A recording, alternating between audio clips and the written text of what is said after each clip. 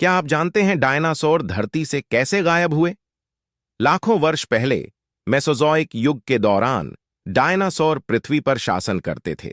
ये विशाल समूह के रेप्टाइल्स थे जो महान तिरानोसॉरस रेक्स से लेकर ब्राचियोसॉरस जैसे कोमल विशालकाय प्राणियों तक के विभिन्न वर्गों में शामिल थे। लेकिन फिर आपदा का सामना करना पड़ा।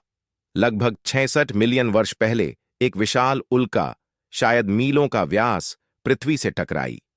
इस प्रलयकारी घटना का डायनासोर युग का अंत होने का कारण माना जाता है। उल्के का प्रभाव विस्तृत नाश का कारण बना होगा। यह बड़ी आग, भूकंप, सुनामी और धूल और कचरे की एक विशाल बादल का कारण बना, जो सूर्य की किरणों को ब्लॉक कर दिया। उल्के के परिणाम स्वरूप तेजी से जलवायु परिवर्तन हुआ। वायुमंडल में धूल ने सूर्य की किरणों को ब्लॉक किया, जिससे तापमान तेजी से गिरा। इसने न्यूक्लियर विंटर प्रभाव को शुरू किया, जो पृथ्वी की पारिस्थितिकी को पूरी तरह से उलट दिया।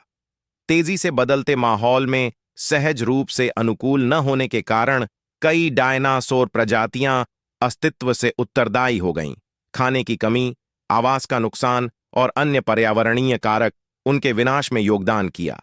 जैसे ही डायनासोर हल्का, एक नया समूह जानवर उभरा, स्तनधारियां।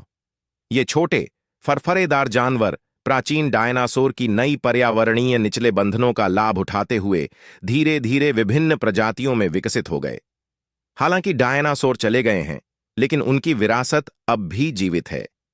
पंछी, डायनासोर के सीधे वंशज, आज भी हमारे आसमान में उड़ते हैं। और सांपों, एक और डायनासोर परिवार की शाखा, जमीन और पानी में आज भी फलने फूलने में सफल रहते हैं। डायनासोर के गायब होने का रहस्य अब भी पृथ्वी के इतिहास में सबसे बड़ा रहस्य माना जाता है।